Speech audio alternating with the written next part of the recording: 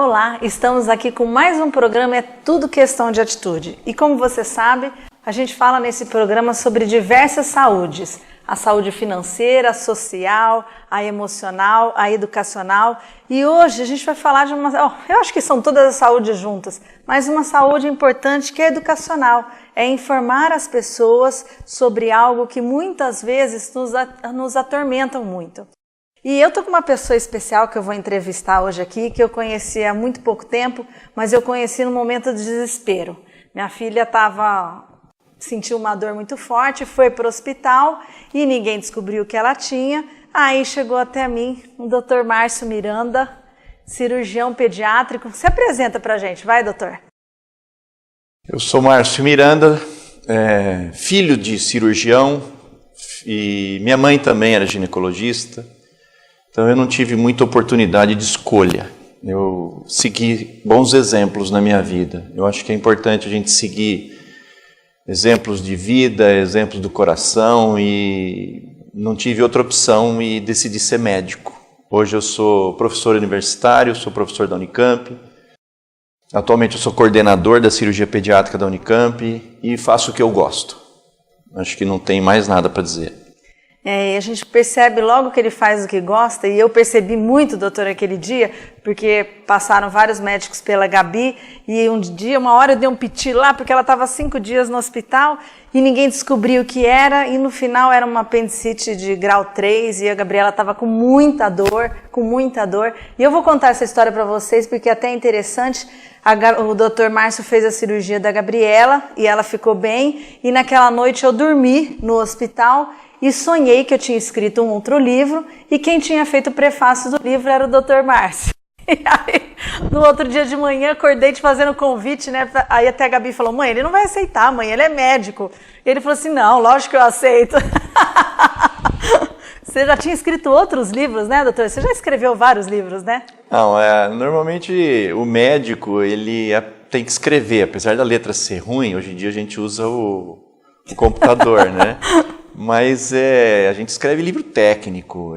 Eu nunca tive a oportunidade de escrever para não médicos, né? E sempre que existia essa possibilidade, eu peço ajuda para a Sandra, peço ajuda para os colegas para traduzir a linguagem médica.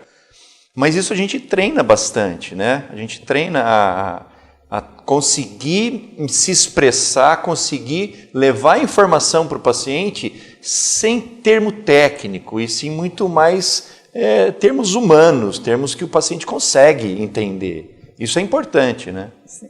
Porque daí a informação chega, né? Daí a informação chega. E, enfim, a gente escreveu o livro, foi o ano passado, né? O Mundo Melhor é Inevitável Mesmo. O Dr. Márcio fez o prefácio desse livro. E o interessante é que, bom, o Dr. Márcio é aquele médico que todo mundo quer ter como amigo porque ele é muito humano. Ele cuida da gente, né? Como mãe, naquele momento de desespero, de ver a Gabriela sofrendo com dor, e o que é que ela tem, né? A gente não entende do corpo humano, o que é que ela tem, E, enfim, isso te passou. Teve um tempo, o Dr. Márcio falou assim, Sandra, tô querendo fazer um gibi. Ele até já me mandou, ó, tá aqui, tá pronto, tá escrito. E eu fiquei impressionada com o gibi, gol de placa. E era um gibi informativo para, inclusive, explicar isso para as crianças, né? Sobre a importância da informação para que elas não ficassem desesperadas na cirurgia. E, doutor, conta pra gente como é que foi a inspiração para escrever esse gibi, né? Como que surgiu isso? Já fazia muito tempo que você tinha essa ideia ou não? Antes, um pouco, voltando na história da Sandra, porque ela começou, eu vou ter que terminar. Existem situações que a gente que enfrenta, pacientes que a gente cuida, que a gente não consegue mesmo ter um bom contato. Isso chama-se relação médico-paciente. Então, a relação médico-paciente, às vezes, ela é atrapalhada por uma série de fatores. E no caso da Sandra, da Gabi, dessa situação que a gente se enfrentou no momento de urgência, para mim foi uma situação muito tranquila, muito fácil. São pessoas que têm informação, são pessoas educadas, são pessoas que respeitam as opiniões, Então hoje a gente encontra uma série de problemas, falta de respeito, falta de credibilidade, não é? Então tem muita situação em que o próprio paciente ele está sendo tão maltratado que ele não acredita em mais ninguém. Ele não acredita no próprio médico, naquela figura que remete ao meu pai, aquela figura pura, aquela figura isenta de qualquer dúvida. Então hoje o médico também sofre esse problema de credibilidade. E nessa situação que eu me enfrentei com vocês, foi muito tranquilo, porque vocês acreditaram em mim. Eu consegui colocar para você tudo que eu precisava fazer. Eu gosto de falar para a criança o que eu vou fazer, eu não tenho que mentir. Ela precisava saber que ela vai passar por uma cirurgia, que eu vou estar lá do lado, que ela não vai sentir nada, que ela vai dormir, e que quando ela acordar ela vai ter a família. Então essa situação que nós passamos foi fácil. Existem situações em que é muito difícil. A família não quer, a família não deixa, a família não permite, a própria criança não confia nos pais. Isso é verdade. Gente, isso é difícil, hein? É muito difícil. A própria criança fica completamente insegura. E aí a família comentou, não, mas ela não gosta de médico. Eu falei, não é isso. O seu filho não confia em vocês. Porque ele está aqui sob sua responsabilidade. Ele não tem que me conhecer, ele não tem que gostar de mim. Ele tem que confiar na família, na sua casa, em tudo que você faz. E a partir disso, Sandra, eu comecei a perceber que faltava alguma coisa. Faltava essa ligação, essa melhora desse relacionamento médico-paciente que a gente treina na faculdade. Mas põe muito pouco em prática. Como cirurgião pediátrico, a gente é mesmo diferente, a gente é mais humano, a gente tem um pouco do pediatra e um pouco do cirurgião, né? Mas isso tem essa mescla e dá certo, porque a gente tem muito mais esse cuidado com a família, com a criança, com os avós, com os irmãos, né? Então tentando a ideia do gibi foi simplesmente tentar dizer e informar a família quais são os passos da cirurgia, né? Porque, doutor Márcio, eu fico imaginando num caso de um óbito, né? O mais difícil é falar com a família, né?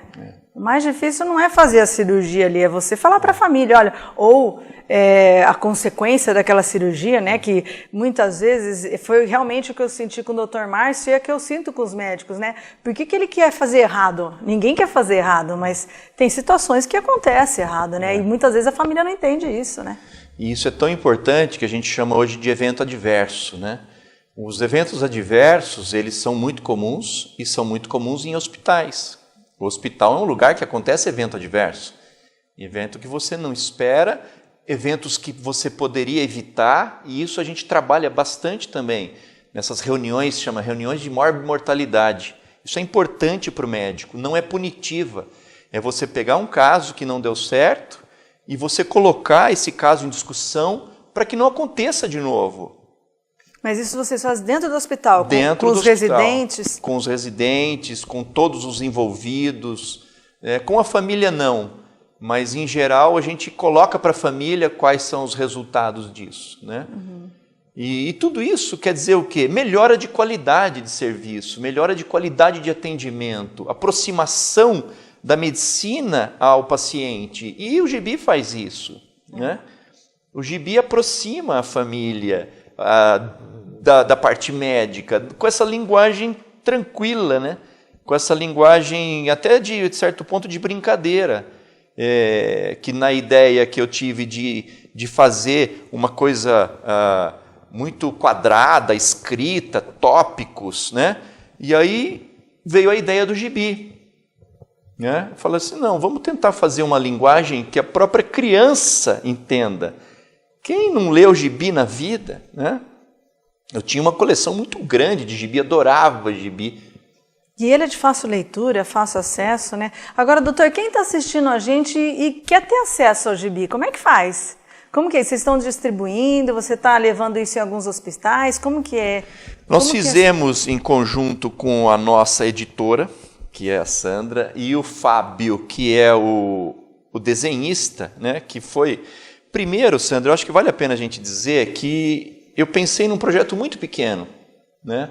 Pensei numa coisa simples, uma coisa muito fácil, fazer, entregar um papelzinho.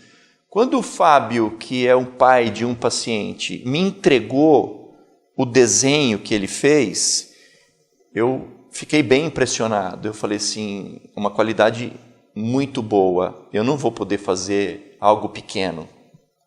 Nós vamos ter que fazer alguma coisa grande, né? Então, sempre pegando os seus exemplos de que você consegue trazer um monte de gente e consegue disseminar o máximo possível essa informação, essa foi minha ideia. Não, vamos fazer alguma coisa bem feita, com patrocinadores, que são difíceis hoje em dia, né? Para a gente poder distribuir sem conflito de interesse. Qual que é o meu interesse? É a informação. Então, essa foi a opção de entregar nos hospitais, de entregar como uma orientação pré-operatória, porque são informações técnicas.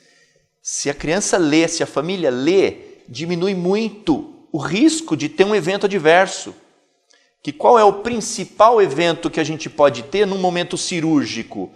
É a criança, sem querer, sem ninguém saber, ela vai lá, abre a geladeira e come alguma coisa, porque ela está num momento de jejum pré-operatório. Ela precisa estar com o estômago vazio. Então, você imagina uma situação que a família se dispersa, a criança vai até a geladeira e come alguma coisa. Ela vai para a cirurgia com o estômago cheio.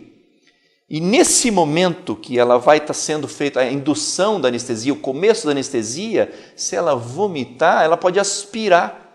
Isso é o pior risco que pode acontecer. É o pior problema que pode acontecer, é uma aspiração pulmonar no momento da cirurgia. E isso no gibi, ele deixa muito bem claro. Eu não posso comer nada, momentos antes da cirurgia. Então, o doutor Indolor, que é um dos personagens, que é o anestesista, que eu gostei muito dele, ele comenta, fala, você não pode comer nada antes da cirurgia. Isso é fundamental para você diminuir risco. Então, esse gibi me ajuda muito. Fala, você leu o gibi? Eu li. Você sabia que não pode comer? Ah, eu sei sim, que eu tenho que ficar em jejum. Pronto. Já conseguimos o que eu queria. Gente, o Dr. Márcio é genial. O Gol de Placa é o gibi que ele criou. Tem um passatempo aqui também. E ele é genial porque ele conseguiu uma ferramenta que consegue ajudá-lo ainda mais nessa proposta que ele tem, nas cirurgias que ele faz, no auxílio que ele tem com as crianças. Nós vamos para um rápido apoio cultural e a gente já volta.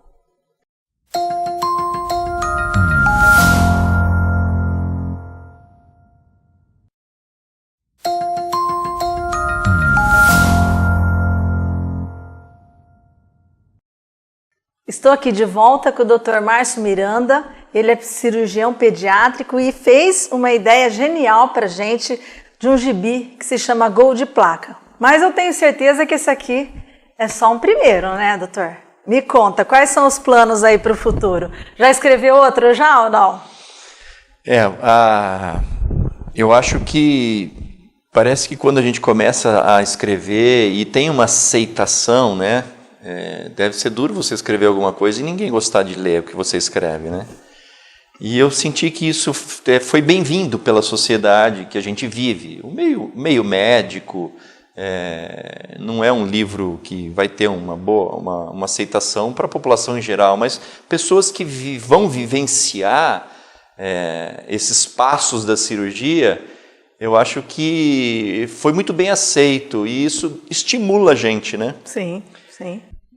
Tem uma situação em que você é estimulado não só do ponto de vista pessoal, mas pessoas te estimularam, né? Existem outras mães que me pediram também para a gente fazer um gibi direcionado à doença que aquelas crianças tinham, né? E uma ideia que nós vamos ter que pôr em prática, Sandra, são crianças que têm portadoras de mielomeningocele, que é um defeito da coluna vertebral, e que elas normalmente não têm mobilidade de membros inferiores, têm incontinência urinária e fecal, então tem uma qualidade de vida muito ruim. Isso é muito comum, doutor, em crianças, no Brasil? É muito comum, sim, e muito marginalizado. As pessoas são praticamente marginalizadas, são escondidas, né? Elas sobrevivem no nosso meio. No primeiro mundo, elas têm muito mais acesso, têm muito mais grupos familiares de cooperação, não é? E no nosso meio acabam sendo somente nos centros de tratamento, Unicamp, São Paulo, interior. Mas imagina no interior de um estado mais pobre, essas crianças praticamente sobrevivem às custas de incontinência urinária, incontinência fecal. Então essa ideia do próximo gibi é fazer uma criança que vai passar por todos esses procedimentos para que no final ela melhore a qualidade de vida. A gente sempre tem comentado essa história de que o médico não cura ninguém, o médico não tem o dom da cura. O médico ele tem que ser especialista em amenizar sofrimento. Isso melhora para todo mundo, melhora para a família, melhora para o próprio médico, que sabe que a gente tem limitações. Então, se eu conseguir fazer com que essa criança que vive cheirando xixi, vive cheirando cocô, ela passe por um procedimento cirúrgico que é extenso, é grande, e ao final desse momento, dessa técnica, ela passe a nem usar mais fralda, consegue pular numa piscina. Que vitória! Acabou. Elas mesmas falam para mim, a minha vida melhorou muito. Eu tenho já meninas que casaram. Nossa! Tem vários exemplos no nosso ambulatório. Nós temos um ambulatório muito grande no Unicamp. Então, se eu conseguisse, e aí sim entra muito medo das mães, vou passar por uma cirurgia, vou passar por esse procedimento. Se a gente conseguir colocar isso no gibi, dessa forma, inclusive com relato de outras crianças que eu coloco no próprio ambulatório, eu coloco uma criança que já foi operada junto com outra que não foi operada. Sensacional. E aí elas colocam a própria, o que passou, o que foi, o que aconteceu, né? Como eu estou bem hoje, eu estou independente. É essa a verdadeira melhora da qualidade de vida, é a independência dessas crianças. E esse diagnóstico dessa doença é quando nasce, doutor? Isso, muito boa a sua pergunta, Sandra. A mielomeningocele, a gente já consegue fazer diagnóstico pré-natal e bem precoce, e em um grupo de crianças a gente consegue inclusive fazer o tratamento intraútero. A gente consegue fazer a cirurgia fetal para que ela nasça com menos agressões. Né? Eu te liguei há pouco tempo e você estava num congresso no exterior, até estudando isso, mas isso tem só no exterior ou essa cirurgia já tem no Brasil também? Já tem no Brasil, a Unicamp inclusive foi uma pioneira nesse tratamento de cirurgia fetal, né? Mas existiu alguns problemas logísticos, a gente deixou de fazer por um momento. Então agora estamos retomando esse projeto de conseguir fazer essa cirurgia desta questão da mielomeningocele intrauterina. Isso tem melhorado bastante a qualidade de vida dessas crianças, melhora a mobilidade, melhora a hidrocefalia, que é uma dilatação cerebral que também impacta muito no desenvolvimento psicossocial dessas crianças. Então, a terapia fetal é uma realidade e nós temos condições de dar para as nossas crianças aqui no Brasil. Então, isso também vai estar no nosso gibi. Tem que estar. É interessante, né? Quando não está na mídia, quando não está nas redes sociais, parece que não existe, né? E olha que problema, né? Que real, né? É uma doença. Você imagina um filho com um problema desse, porque é uma criança que anda em cadeira de roda, né? Então é cadeirante e uma vez você me mostrou um vídeo de uma menininha tentando fazer xixi e feliz da vida, né? Porque depois da cirurgia tinha conseguido, né? realmente seria um... Não, a independência é fundamental para eles, né? Porque a família no começo tá ali, mas daqui a pouco vai faltar o pai, vai faltar uma mãe, ele não vai ter mais ninguém para ajudar, ele precisa ter essa independência. Então, esses procedimentos cirúrgicos são para dar mesmo essa independência, para manter essa criança seca, para manter essa criança limpa. Então, é fundamental a informação, porque muitas famílias têm medo por falta de informação. Ah, mas será que eu vou fazer essa cirurgia? Vai passar uma sonda? Vai melhorar a qualidade de vida. Então, quando eu confronto essas famílias, elas acreditam mais por causa da falta de credibilidade que o médico tem hoje. Então, eu uso isso, essa arma, que é uma família conversar com a outra, dentro do ambulatório. E isso é fundamental para a criança, para a família poder entender o que está acontecendo, poder aceitar para ela que isso é possível e que não tem nada milagroso. Não tem um transplante de órgão para fazer. Não, são pequenos procedimentos para melhorar mesmo a qualidade de vida, para a independência dessa criança. Bom, você que está nos assistindo, para mim é uma honra entrevistar o Dr. Márcio Miranda, porque realmente é uma pessoa que pensa no ser humano. Você falou que as pessoas hoje estão meio descrentes de médico, né? Eu tenho sorte com os meus amigos, com os meus médicos, mas o Dr. Márcio Miranda, de uma maneira especial, eu lembro que depois que ele operou a Gabriela, ele me contou uma história que eu nunca mais esqueci. Ele disse que tinha operado 2 crianças com câncer e na hora que ele saiu do quarto, as 2 crianças deram a mão e falaram assim para ele: doutor, obrigado por me operar, mas a gente sabe que mesmo assim a gente vai morrer. Né? Quando você me contou aquilo, eu fiquei muito emocionada, porque eu imagino tanto que você faz para essas crianças, mas e mesmo assim, né, tem uma história para cada uma delas, né? Porque é isso mesmo, você fez o seu melhor, mas se elas tiverem que morrer, porque o câncer é uma doença, né, que muitas vezes não tem cura. Então, assim, eu acho que eu olho para você e te vejo uma fortaleza, sabia? Não. Uma fortaleza. Não, eu sou bem fraco, inclusive emotiva, eu me deixo, é um prazer se emocionar para mim. Eu não preciso me esconder.